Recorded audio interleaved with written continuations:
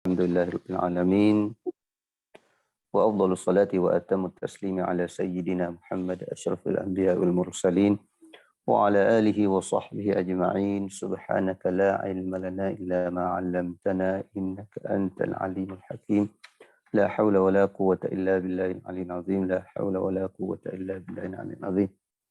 Sahabat-sahabat yang dikasihi sekalian, insya-Allah kita meneruskan pembacaan kitab Syama'il Muhammadiyah karangan Imam Al-Hafiz At-Tirmidzi rahimahullahu ta'ala.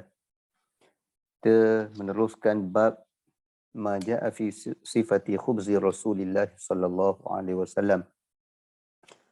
Bab tentang sifat roti yang dimakan oleh Rasulullah sallallahu alaihi wasallam.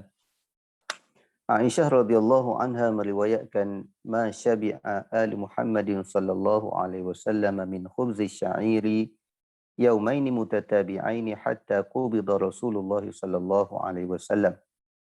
Maksudnya keluarga Rasulullah sallallahu alaihi wasallam tidak pernah memakan roti gandum hingga kenyang selama 2 hari berturut-turut sampai beliau wafat. Salim bin Amir radhiyallahu anhu meriwayatkan bahawa ia mendengar Abu Umamah Al-Bahili radhiyallahu anhu berkata, "Ma kana yafdulu an ahli baiti Rasulillah sallallahu alaihi wasallam khubzus sya'ir." Maksudnya tidak pernah ada lebihan persediaan roti gandum di keluarga Rasulullah sallallahu alaihi wasallam. Ibn Abbas radhiyallahu anhuma meriwayatkan kana Rasulullah sallallahu alaihi wasallam yabitul layaliyal mutatabi'ata qawiyan huwa wa ahluhu la yajiduna 'asha'an wa kana aktsaru khubzihin khubz asy-sya'ir. Rasulullah sallallahu alaihi wasallam dan keluarganya pernah menahan lapar selama beberapa malam berturut-turut kerana tidak ada makanan. Sebahagian besar roti yang mereka makan adalah roti gandum. Sahabat-sahabat yang dirahmati dan dikasihi oleh Allah Subhanahu wa taala. Di dalam 3 hadis yang kita bacakan tadi menceritakan bagaimana Rasulullah sallallahu alaihi wasallam dalam bab makan dia hanya makan sebelum kenyang.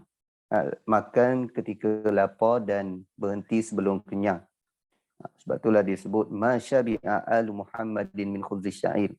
Keluarga Nabi sallallahu alaihi wasallam iaitu termasuk baginda tidak kenyang makan roti gandum, walaupun roti tersebut merupakan makanan asasi ketika orang Arab ketika tu. Jadi dengan makan roti yang biasa dimakan sekalipun, Rasulullah tidak makan sampai kenyang 2 hari berturut-turut. Sehingga beliau wafat. Itulah cara ataupun kaifiat Rasulullah makan. Maknanya kita ni kadang-kadang bukannya 2 hari berturut-turut tak pernah lapar. Kita kadang-kadang tak pernah lapar. Setiap kali makan kita selagi tak kenyang, selagi tak puas hati, kita tak berhenti. Itu kemungkinan cara kita yang tidak menepati Rasulullah sallallahu alaihi wasallam. Sebab itulah dalam isu makanan ini bukan hanya benda yang dimakan oleh Rasulullah saja dikira sunnah, tetapi cara Rasulullah makan itu lebih utama daripada untuk kita ikuti. Kadang-kadang orang lebih kepada benda, sesuatu yang dimakan oleh Rasulullah saja, tetapi itu sebenarnya masih tidak memadai. Makanan yang dimakan oleh Rasulullah tetapi Rasulullah berhenti sebelum kenyang, tapi kita melantak sampai tidak ada ruang untuk kita bernafas, yang itu tidak memenuhi ataupun tidak menepati sunnah Nabi sallallahu alaihi wasallam. Itulah para ulama dalam mensyarahkan hadis ini menyatakan bahawa Nabi makan sekadar untuk nak menjaga kehidupan dan tubuh badan baginda sahaja. Bukan la lisyiba wala walimtila, bukan untuk memenuhkan perut dan bukan untuk nak kenyang. Kerana kalau terlalu kenyang yang menyebabkan al-mujibu lil kasali, yang menyebabkan seorang jadi malas untuk nak beramal. Sebab itulah makan sekadarnya. Sekadar tidak mengganggu kita untuk mengerjakan amalan. Sebab itulah kadang-kadang kita bila buka puasa, kita makan terlalu banyak, nak tarawih pun jadi berat. Kalau tarawih 20 tu kadang-kadang peringkat awal 4 rakaat yang pertama rasa berat, tetapi bila akhir-akhir tu perut dah semakin lapar, kita rasa semakin ringan tubuh kita untuk melakukan ibadah. Begitulah Rasulullah SAW, dia tidak makan dengan sehingga penuh perut. Itu yang disebut dalam hadis-hadis tadi. Bahkan ada ketikanya Rasulullah SAW tidur tak makan malam. Qawiyan, dalam keadaan kosong, tak ada makanan. La yajiduna asya, tidak ada makanan. Sedangkan makanan dia makanan roti lah, roti pun tidak ada. Ada kalanya Rasulullah SAW sampai peringkat tidak ada makanan di waktu malam di rumah baginda sallallahu alaihi wasallam. Ini menunjukkan bahawa Nabi hidup dalam keadaan simple, dia tidak menyimpan makanan yang begitu banyak.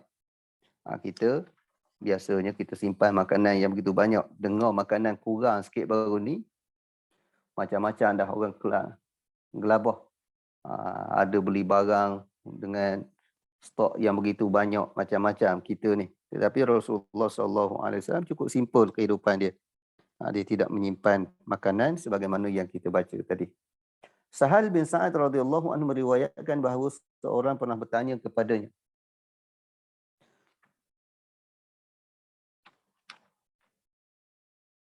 akala Rasulullah SAW an-naqi, yani al-huwara. Faqala Sa'ad ma ra'a Rasulullah SAW an-naqi hatta laqiya Allah azza wa jalla. فقيل له هل كانت لكم مناخل على عهد رسول الله صلى الله عليه وسلم؟ قال ما كانت لنا مناخل. قيل له كيف كنتم تصنعون بالشعير؟ قال كنا ننفخه فيطير منه ما طرى ثم نعجنه. Yang bermaksud, sahabat bertanya, ada seorang yang bertanyakan Rasulullah SAW, pernahkah Rasulullah memakan an-naqi? Naqi ini ataupun disebut sebagai al-huwara, roti yang putih. Mana roti yang standard lah, yang first class. Roti yang dimakan oleh orang-orang kaya, roti yang putih ni. Kerana roti-roti yang kalau tidak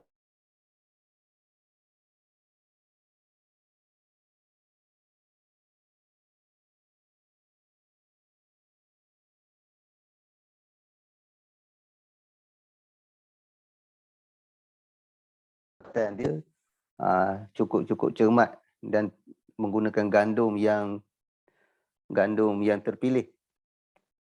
Sahal menjawab, Rasulullah SAW tidak pernah makan naqi sehingga beliau wafat. Mana roti yang putih, gebu, tidak. Nabi tak makan. Sahal kembali ditanya, apakah kalian memiliki alat untuk pengayak pada masa Rasulullah SAW? Mana zaman Nabi itu ada dah alat untuk nak ayak tepung, supaya nak memisahkan di antara tepung dengan dia punya kulit-kulit dia tu. Bagaimana kita kan kalau macam orang buat padi secara manual dulu, dia tumbuk, dia ayak, dia itu dia tampi nak bagi hilang dia punya kulit daripada gandum tersebut. Jadi bila dah tumbuk-tumbuk tu dah ada alat untuk menapis ataupun untuk ayak gandum. Sahal menjawab, kami tidak memilikinya. Iaitu zaman Nabi tidak ada lagi alat untuk nak ayak gandum, supaya dapat dipisahkan di antara gandum dan kulit-kulit yang melekat pada tepung tadi. Sahal ditanya lagi, lalu apakah kalian lakukan dengan gandum? Iaitu gandum nak buat macam mana? Kalau kamu tumbuk memang dia ada kulit sekali, nak memisahkan dengan kulit dia macam mana? Ia menjawab, kami meniupnya, menganginkannya hingga kotoran-kotoran yang berterbangan, lalu kami membuatnya menjadi adunan. Iaitu dia kata dengan cara manual, macam orang tua-tua dulu. Tampi beras, bila ada angin tiup jadi berterabur gitu. berterabur kulit-kulit ataupun apa hampas-hampas daripada beras tersebut diterbangkan oleh angin. Tinggallah beras saja. Begitulah dia sahabat Nabi buat dengan gandum. Maknanya buat begitu biar dia ditiupkan oleh angin, tinggal gandum saja. Itu cara yang paling manual. Mana tidak ada lagi alat penapis ataupun kita namakan ayak kepada gandum di zaman Rasulullah sallallahu alaihi wasallam. Jadi di sini menunjukkan bahawa kehidupan para sahabat dan Rasulullah sallallahu alaihi wasallam cukup simple.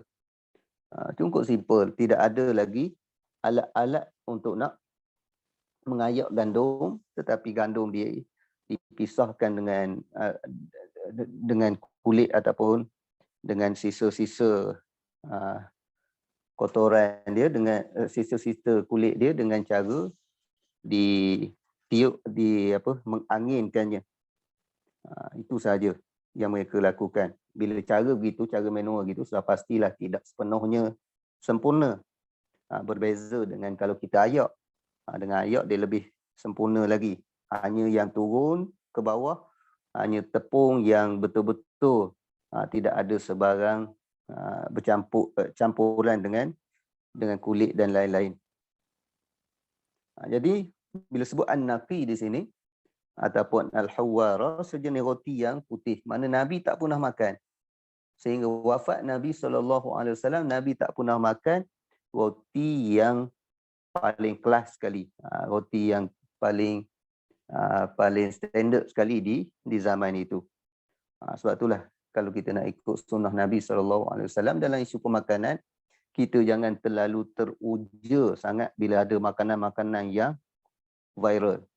Orang viral makanan ni kita teruja sangat. Itu bukan cara Nabi. Nabi tak kisah. Walaupun an-naqi ada, walaupun tepung ataupun gandum yang roti yang terbaik ada. Bahkan kalau Nabi nak, rasanya sahabat tidak ada yang kedekut untuk nak bagi, sahabat-sahabat yang kaya tidak akan kedekut untuk nak menghadiahkan kepada Nabi SAW. Tetapi sikap Nabi tidak teruja dengan makanan-makanan yang mewah. Biarlah sampai mati tak makan pun tidak jadi masalah. Anas bin Malik radhiyallahu anhu meriwayatkan, ma akalan Nabi sallallahu alaihi wasallam ala khawanin wala fi sukur rujah wala khubiza lahu muraqqaq. Qala fa qultu li Qatadah fa ala ma kanu ya'kulun qala ala hadhihi sufar. Maksudnya Rasulullah sallallahu alaihi wasallam tidak pernah makan. Tidak pernah makan di atas meja makan. Dan tidak pula menggunakan piring kecil.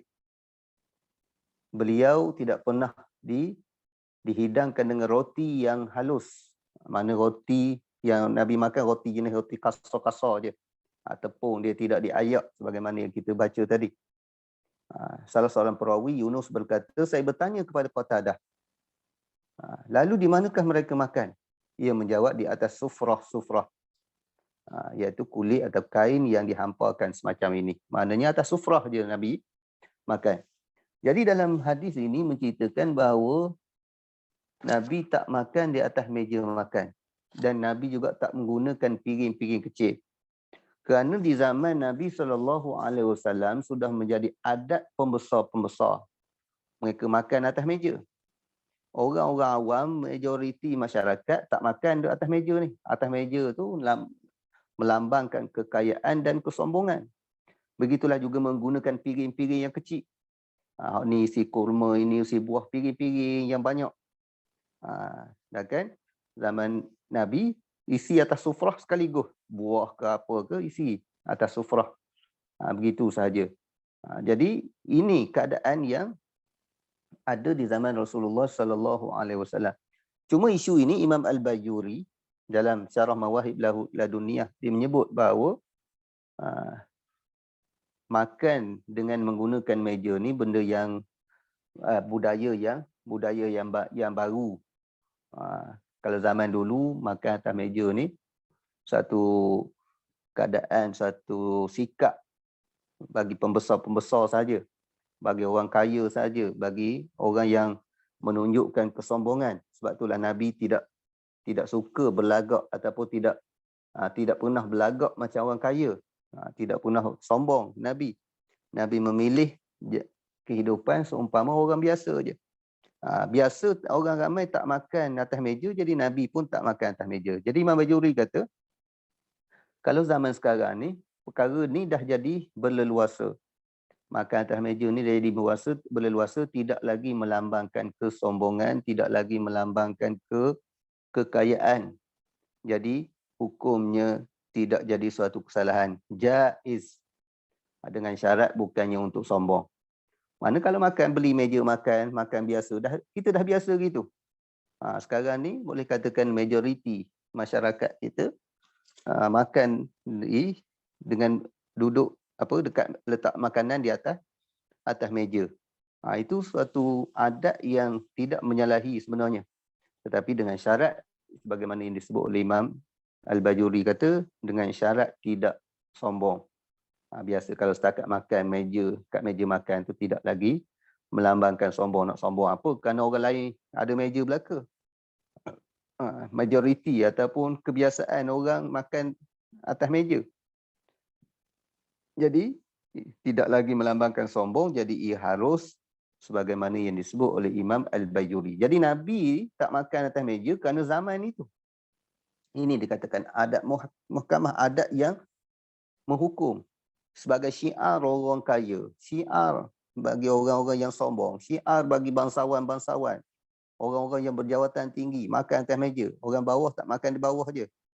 Jadi Nabi suka makan di bawah. Jadi Nabi cuba mendidik sahabat dia menjauhi segala sikap-sikap syiar-syiar orang-orang yang sombong. Tetapi bila dah berubah keadaan, makan atas meja tu dah jadi suatu perkara yang biasa, tidak lagi melambangkan kesombongan, maka itu diharuskan.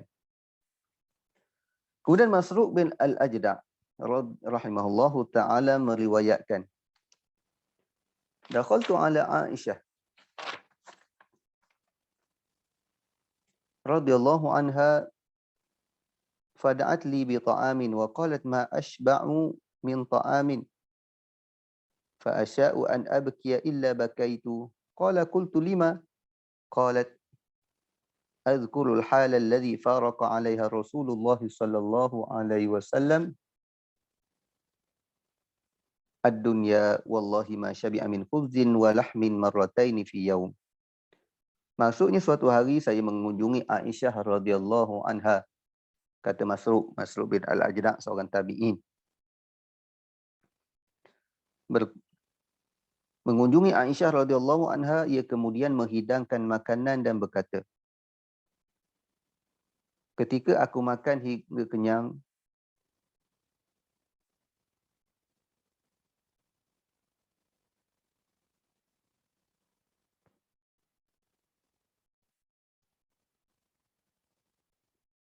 disebut sini tidaklah ketika aku makan hingga kenyang, aku selalu menangis. Kalau kita terjemah secara harfiah, ma ashba'u min ta'am, tidaklah aku kenyang ketika makan, lalu aku nak menangis, melainkan aku menangis. Betul, tak salahlah dia terjemah. Ketika aku makan hingga kenyang, aku selalu menangis. Saya bertanya, kenapa engkau menangis? Aisyah menjawab, aku teringat keadaan ketika Rasulullah SAW meninggal dunia. Demi Allah, beliau tidak pernah makan roti dan daging hingga kenyang sebanyak 2 kali dalam sehari. Jadi apa yang diceritakan oleh Aisyah sini, kehidupan baginda sepanjang bersama dengan kehidupan beliau sepanjang bersama dengan Rasulullah tak pernah makan 2 kali kenyang. Makan roti ada lauk daging 2 kali kenyang sehari tidak pernah dilakukan oleh Rasulullah sallallahu alaihi wasallam. Sebab itulah ada di kalangan sahabat radhiyallahu anhu, kalau tak silap Abdullah bin Mas'ud, beliau mengatakan orang yang makan lebih daripada 2 kali sehari, dia dikira membazir dah. Dan dikira wala tusrifu. Allah Ta'ala sebut wa kulu washrabu wala tusrifu, makan dan minumlah, jangan kamu melampaui batas. Ada di kalangan sahabat yang mentafsirkan melampaui batas tu, contoh dia makan lebih 2 kali sehari. Lebih 2 kali sehari dianggap melampaui batas oleh sebahagian daripada sahabat. Kerana Rasulullah pun 2 kali tak pernah sampai kenyang 2 kali sehari. Walaupun Rasulullah pernah makan 2 kali sehari, tetapi tidak pernah kenyang kedua-dua kali ketika Rasulullah makan. Sebab itulah kita, kalau kita tengok, kita 5 kali sehari. Pagi, kemudian paling kurang pagi, kemudian tengah hari, kemudian minum petang, pagi, kemudian pukul 10 pula sarapan pagi, kemudian minum pukul 10 2 kali, tengah hari 3, kemudian minum petang 4, malam 5. Itu kebiasaan kita 5, paling kurang 3. Orang biasa paling kurang 3. Jarang sangat orang yang makan 2 kali seharinya. Tapi Rasulullah dan para sahabat ada di kalangan mereka yang makan hanya sekali sehari saja. Ada yang makan 2 kali sehari, bahkan ada yang menyatakan lebih pada 2 kali, termasuk israf, termasuk membazir dah. Aisyah radhiyallahu anha meriwayatkan ma syabi'a Rasulullah sallallahu alaihi wasallam min khubzi sya'iri yaumaini mutatabi'ain hatta qubid. Iaitu hadis makna yang sama. Rasulullah sallallahu alaihi wasallam tidak pernah makan roti gandum sehingga kenyang selama 2 hari berturut-turut hingga beliau wafat. Makan roti saja tak pernah sampai 2 hari kenyang. Maknanya sampai makan 2 hari kenyang. Hari ni kenyang, esok kenyang, tak pernah.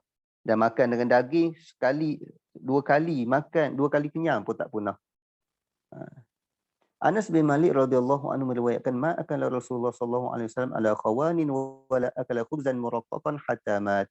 Rasulullah sallallahu alaihi wasallam tidak pernah makan di atas meja makan dan tidak pernah memakan roti yang sudah dihaluskan sehingga beliau wafat. Mana roti yang diayak dengan lembut. Kalau roti yang biasa dimakan oleh orang awam, iaitu roti yang kasar, itu yang biasa dimakan oleh Rasulullah sallallahu alaihi wasallam. Ada pun roti-roti lembut biasanya orang-orang kaya saja. Tapi Rasulullah dalam kehidupan dia suka dalam keadaan yang terlalu simple, bahkan sama dengan orang-orang awam.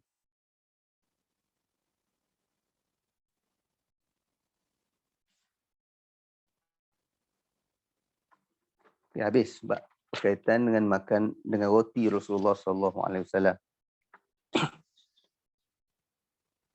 Masuk bab majaa fi idami Rasulillah sallallahu alaihi wasallam, bab cerita tentang lauk pauk Rasulullah sallallahu alaihi wasallam.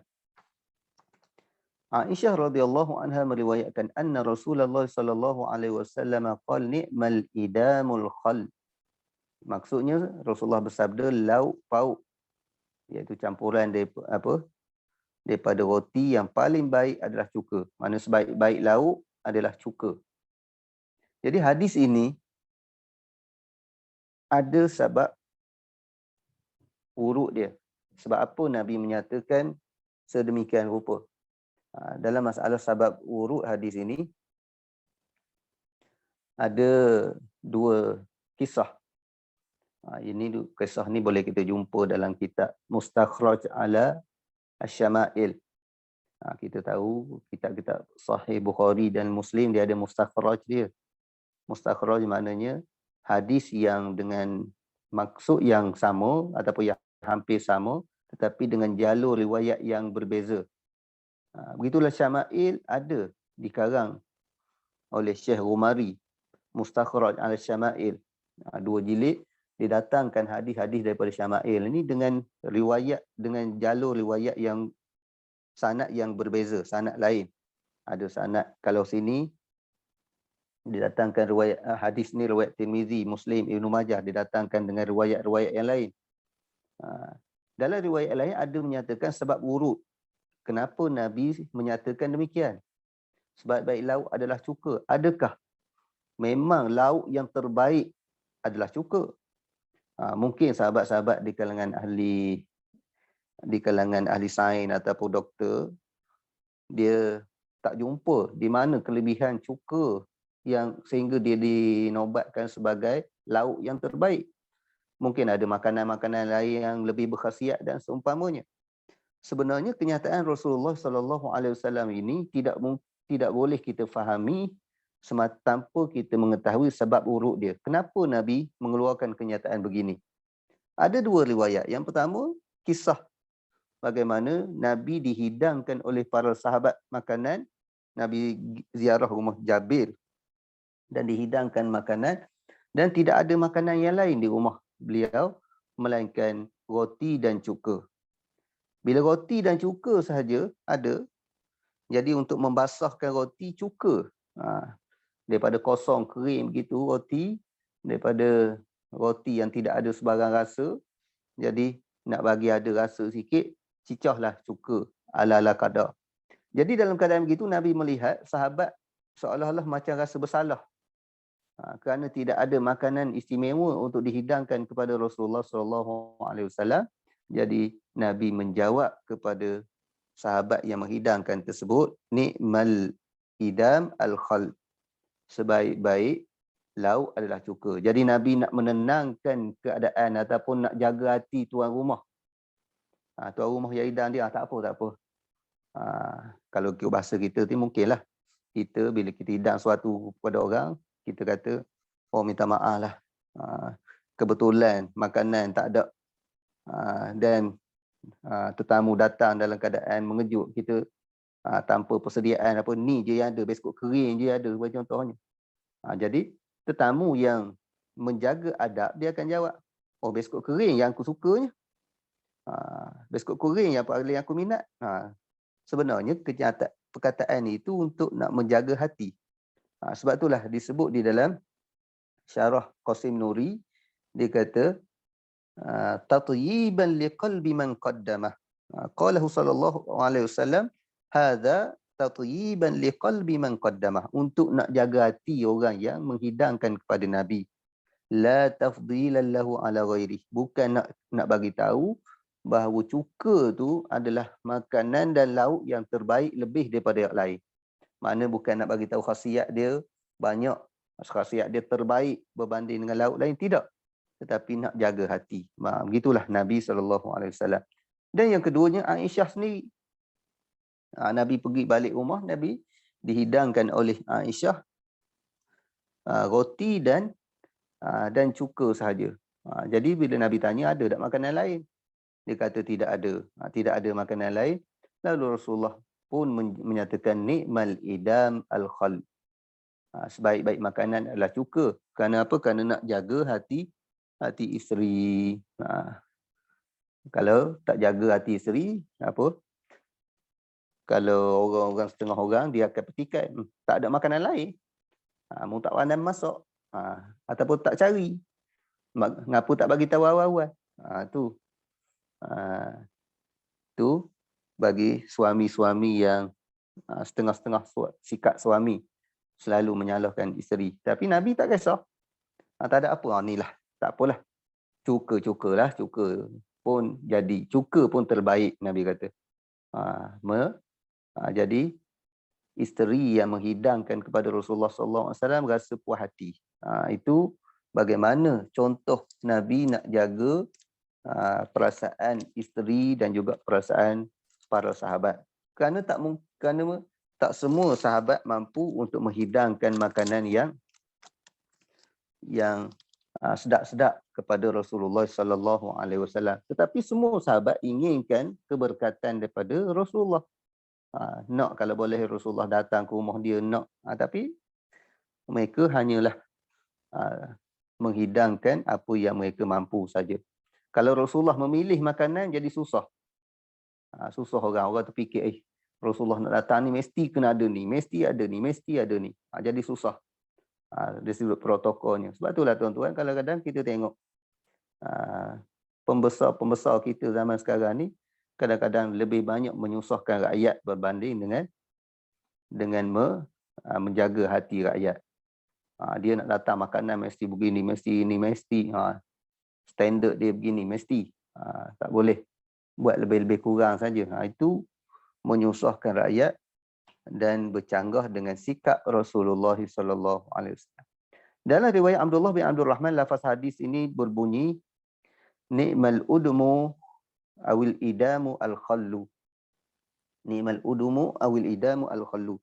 Makna dia sama je.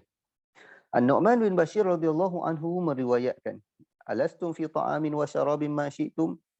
Laqad ra'aitu nabiyyakum sallallahu alaihi wasallam wa ma yajidu min ad-daqali ma yamla'u bihi batnah."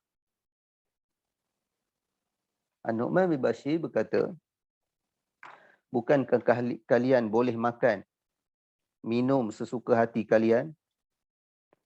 Mana selepas wafatnya Rasulullah tengok kemewahan semakin bertambah. Masing-masing duk makan sedap belaka. Ditegur oleh Nu'man bin Bashir, sesungguhnya aku melihat Nabi kamu sallallahu alaihi wasallam dan aku tidak dapati minad daqal ma yamla'u bihi batnah. Aku tak dapat kurma yang dah agak berbubuk, mana kurma yang dah lama. Kurma hak yang lama pun aku tak dapati Nabi cukup untuk Nabi memenuhkan perut baginda sallallahu alaihi wasallam. Maknanya di sini Nabi pun tidak menyimpan kurma. Bahkan kurma yang ada yang buruk-buruk pun tak cukup untuk mengenyangkan perut baginda sallallahu alaihi wasallam. Ini kenyataan An-Nu'man bin Bashir mengingatkan alastum fi ta'amin wa syarab, mengingatkan orang yang berada, sahabat-sahabat yang berada dalam kemewahan. Makan apa yang nak makan dapat belaka, apa yang nak minum boleh belaka. Jadi kena beringat Nabi dulu bukannya senang nak dapat makanan, dan Nabi dulu kurma hak yang buruk pun tak cukup untuk nak mengenyangkan perut baginda sallallahu alaihi wasallam. Jabir bin Abdullah radhiyallahu anhu meriwayatkan bahawa Rasulullah sallallahu alaihi wasallam bersabda, nikmal idamul khal. Maksudnya lauk pauk yang paling baik adalah cuka. Ni syarah dia macam tadilah. Cerita bagaimana Rasulullah sallallahu alaihi wasallam menjaga hati Aisyah, menjaga hati Jabir. Kerana itulah yang dihidangkan kepada baginda sallallahu alaihi wasallam. Dan kalau literal sangat hadis ni, memahami hadis ni secara literal, tak tengok sabab urut hadis, tak berapa nak menepati sunnah juga. Orang datang ke rumah kita, kita sediakan roti, bawa cuka. Biar dia makan roti cicah cuka. Kerana berhujah bahawa cuka adalah lauk yang paling baik. Jadi buat gitu, rasa-rasa itulah kali pertama dan terakhir tetamu datang rumah kita. Kerana terlalu literal. Berpegang kepada literal hadis, tidak berpegang kepada apakah yang di sebalik ataupun maqasid hadis ni. Maqasid hadis ni Nabi nak jaga perasaan sahabat, nak jaga perasaan isteri baginda sallallahu alaihi wasallam. Bukan kisah, bukan cuka tu merupakan yang terbaik, tetapi tidak dinafikan ada kebaikan-kebaikan yang ada pada cuka. Di antaranya kalau kita lihat Nabi suka makan makanan yang agak berlemak macam daging, kambing. Dan bila makan daging, makan kambing, bila di cuka boleh memecahkan lemak. Jadi adanya keseimbangan dari sudut makanan. Bukan mana cuka hari-hari. Kalau cuka hari-hari, pagi, petang, siang, malam, mungkin boleh merosakkan ataupun memudaratkan juga. Terlalu sangat, banyak sangat makan cuka. Bukan itu yang dimaksudkan oleh Nabi. Maksud Nabi maknanya nak jaga hati. Zahdan bin Al-Jarmi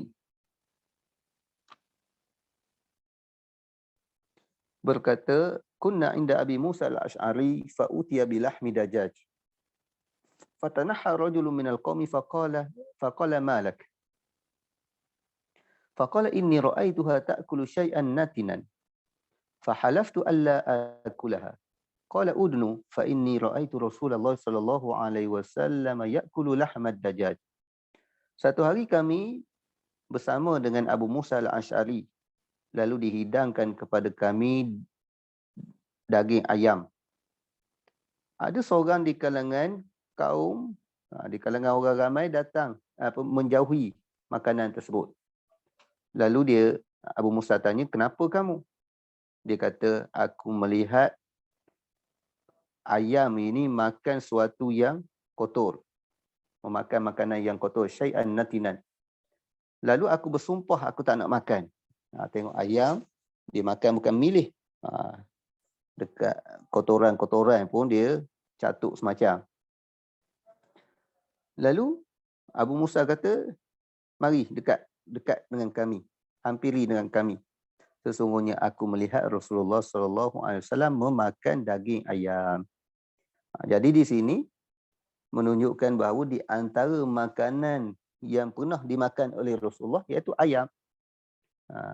Lepas tu kalau makanan sunnah ni banyak air kosong, air kosong yang sejuk juga makanan minuman sunnah.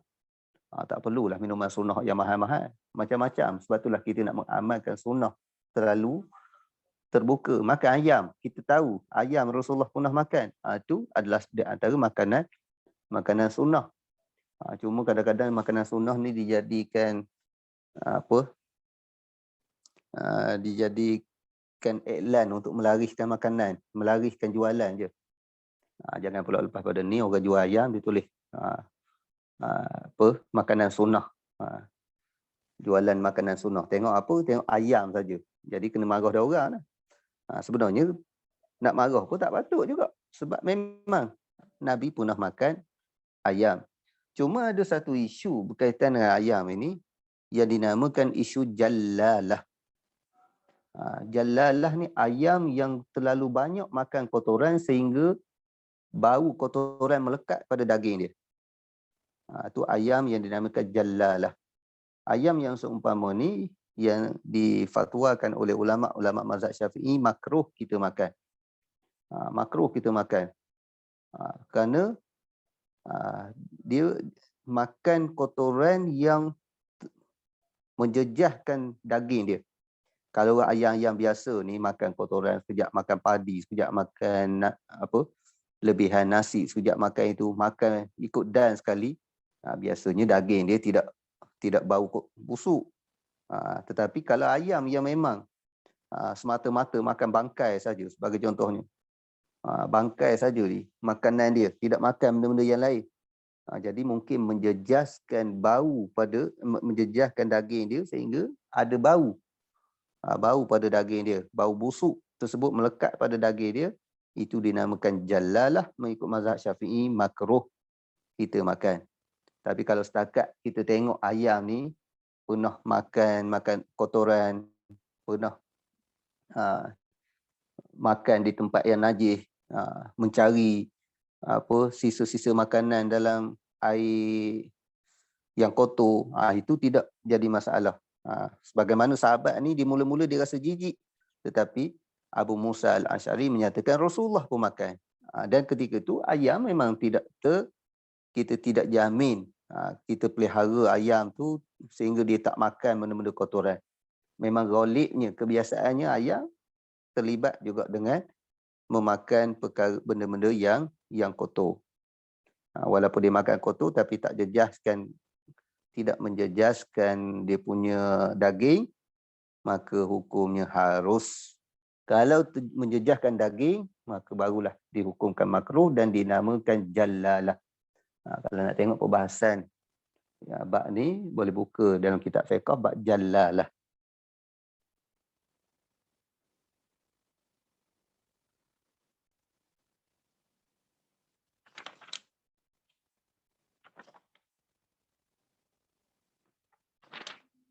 Safinah radhiyallahu anha meriwayatkan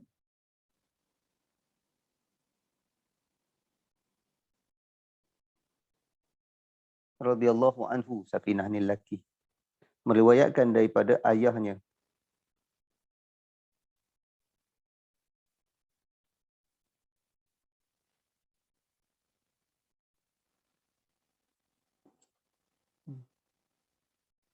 Dia silap tu meriwayatkan dari ayah dari datuknya. Bukan dia meriwayat tu, datuk dia. meriwayatkan daripada datuknya radhiyallahu anhu berkata, akaltu ma'a Rasulillah sallallahu alaihi wasallam lahma hubara. Aku pernah makan bersama dengan Rasulullah sallallahu alaihi wasallam daging hubara. Daging burung hubara. Hubara ni disebut dalam syarah iaitu satu binatang sejenis burung yang leher dia panjang. Dia macam di antara ayam dan itik. Mungkinlah kalau orang kampung dulu panggil itik belibis. Tak tahulah nama standard dia nama apa. Cuma bukan burung puyuh Ustaz Ha? Bukan burung puyuh Ustaz sebab ada setengah terjemahan tak burung puyuh, salah Hubara bukan burung puyuh. Sebab dia sebut sejenis burung yang besar, yang panjang leher dia. Wa huwa tawilul unuq. Lahmuhu bainal batti wad dajaj. Wa huwa akhafu min lahmil batti. Mana daging dia di antara daging ayam dan itik.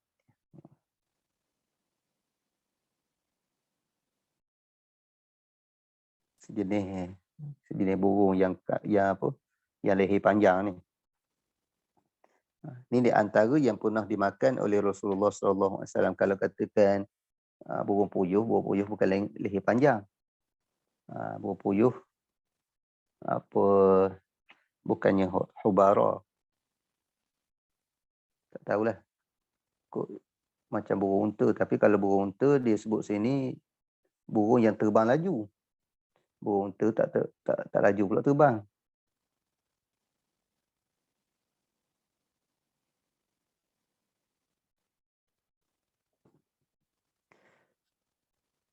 Zahdam Al-Jarmi meriwayatkan,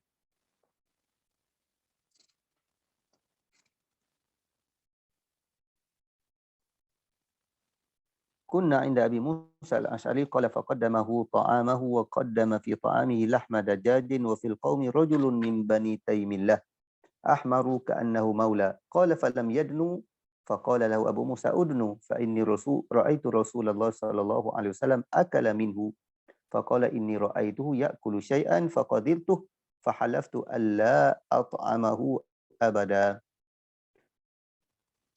Kata Zahdam, satu hari kami bersama dengan Abu Musa al-Ash'ari radhiyallahu anhu. Ia menghidangkan makanan termasuk daging ayam. Di antara orang yang hadir adalah seorang lelaki dari Bani Taymillah. Ini nama kabilah. Kulitnya kemerah-merahan dan tampak merupakan seorang hamba. Seolah-olah dia tu hamba. Nampak gaya hamba tapi orang tak berkenan lagi dia. Lelaki itu tidak mahu mendekati hidangan yang ada. Maka Abu Musa berkata kepadanya, kemarilah, udnu, rapat. Jom kita makan. Aku pernah melihat Rasulullah SAW memakan daging ayam. Orang itu menjawab, sesungguhnya saya melihatnya memakan sesuatu yang saya benci. Saya rasa kotor. Aku tengok dia makan benda yang kotor. Maka aku bersumpah untuk tidak memakannya selamanya.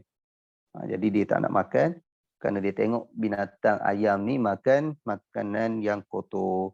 Tapi oleh kerana Rasulullah makan, sebenarnya kekotoran tersebut tidak menjejaskan daging dia dan tidak memberi kesan yang buruk kepada pemakannya. Kerana apa yang dimakan oleh Rasulullah ni sudah pastilah bukan setakat halal tetapi thayyiban, yang tidak memberi kesan yang buruk kepada pemakannya. Cuma kalau cara makan tak ikut Rasulullah juga tak jadi thayyiban. Berlebih-lebihan sangat sebagai contohnya, itu juga tak jadi thayyiban. Sebab itulah thayyiban tak salah ataupun tepat kalau kita terjemahkan makanan yang seimbang. Halalan thayyiban, halal lagi seimbang. Ada itu, ada ini, seimbang, tidak keterlaluan. Benda yang baik sekalipun kalau melampau boleh menyebabkan mudarat juga. ada sahabat kata kalaulah madu, togok madu, satu cawan sehari, minum madu. Sebab ada seorang ustaz tu dia kata Nabi minum madu bukannya ambil setengah sudu, ambil satu sudu tapi minum. Dia kata nak ikut sunnah kena minum setengah gelas, satu gelas sehari. Ada seorang sahabat tu dia kata kalau minum segelas sehari jadi kencing manis juga, walaupun madu sekalipun.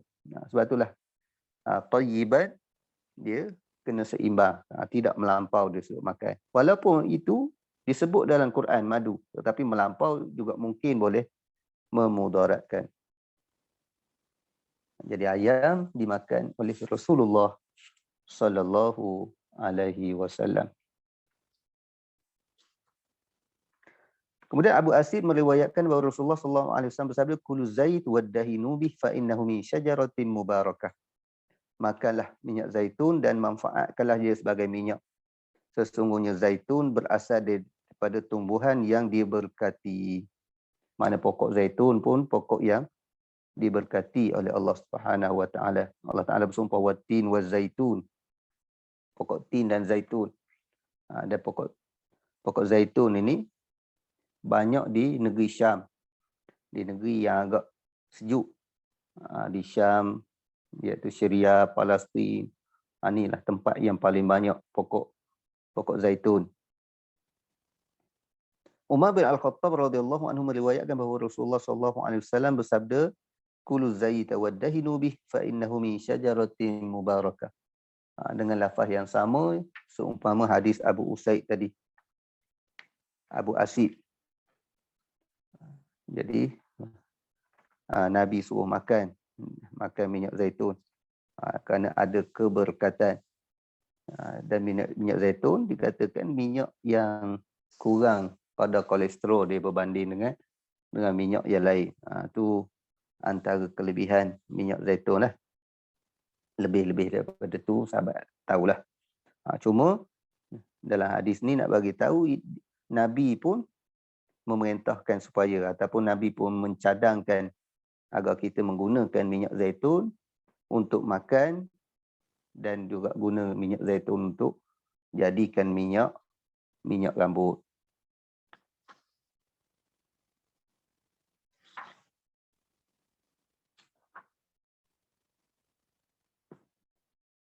Kemudian kita tengok 3 hadis lagi.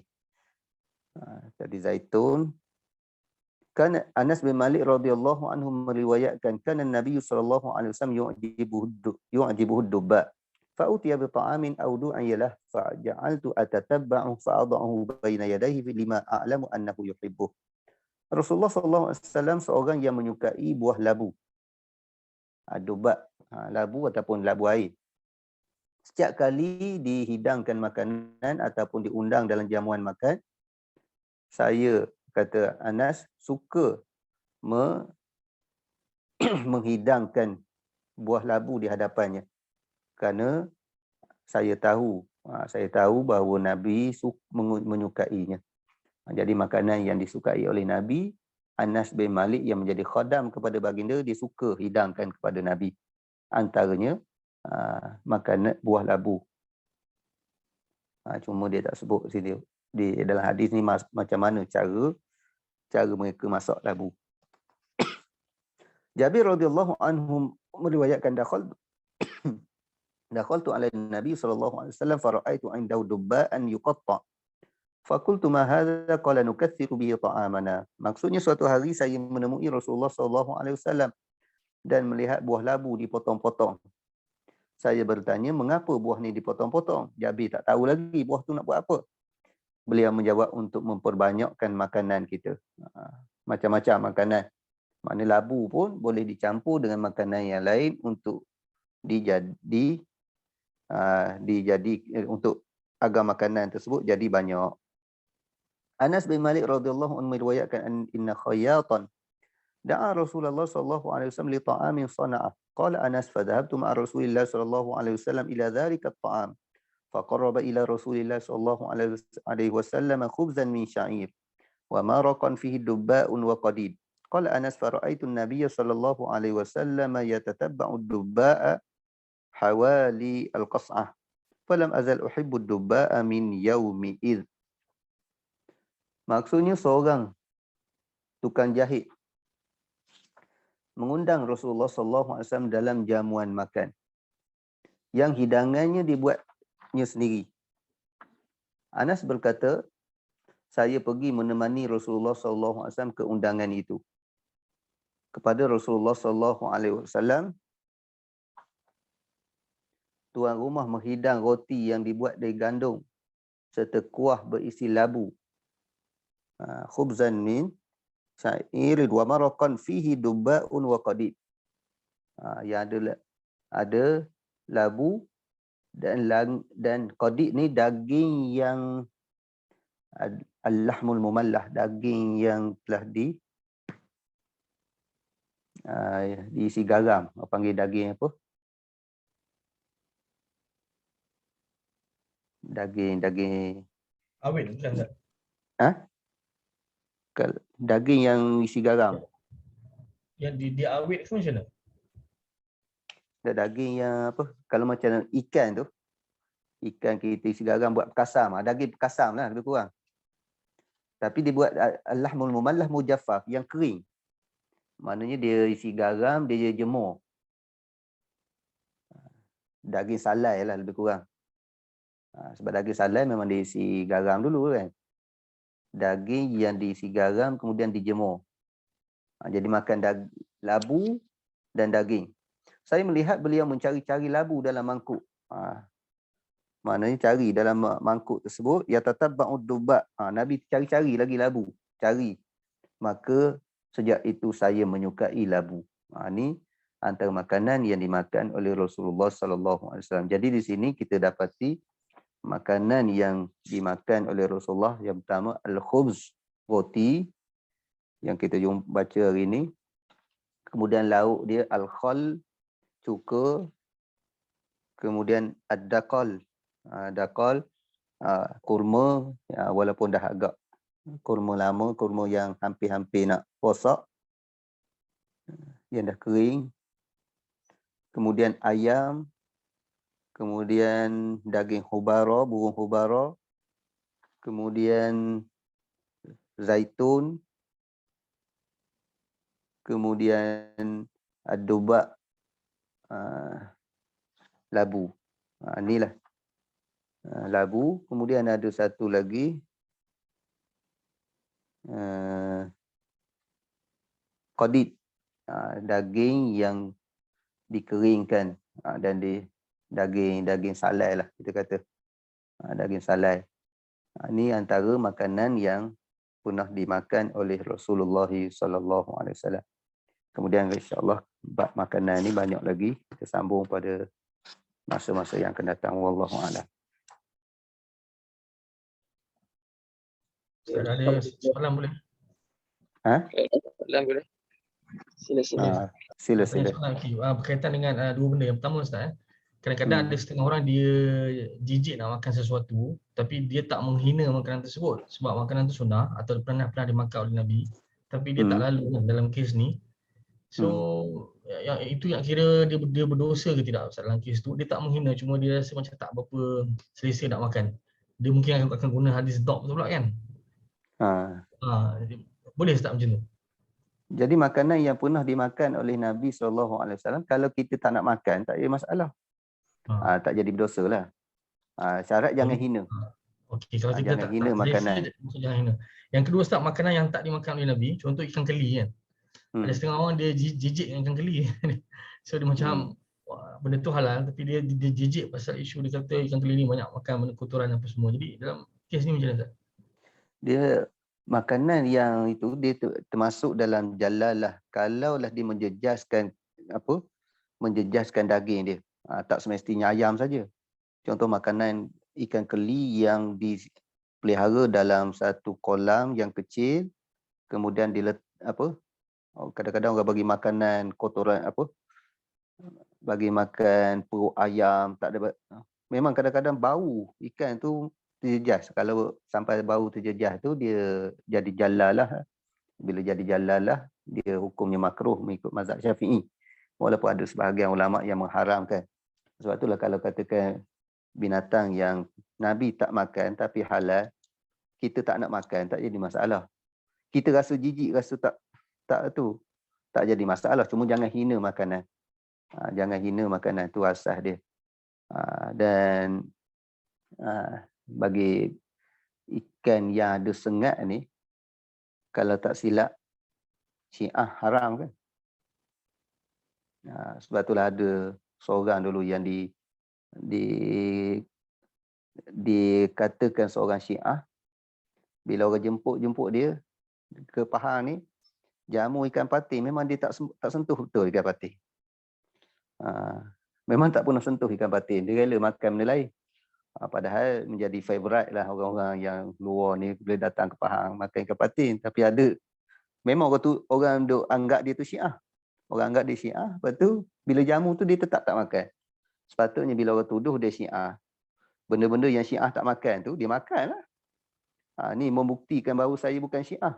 Tapi dia masih menjaga lagi nampaknya. Seolah-olah betul lah dakwaan orang bahawa si Fulan tu adalah Syiah. Tapi mazhab lain saya tak jumpa lah pula yang mengharamkan binatang ikan yang ada sengat. Okey, wallahu a'lam.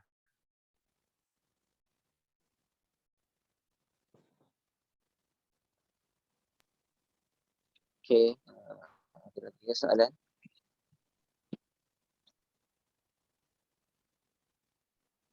Okey, tak ada, insya-Allah.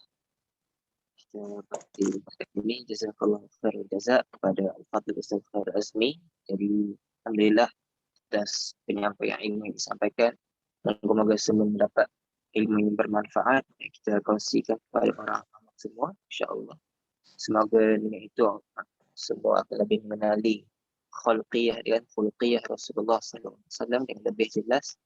Dan tutup majlis kita pada malam ini dengan baca tasbih kafarah dan salat. Subhanallah. Subhanallah. Asyhadu an la ilaha illa anta, astaghfiruka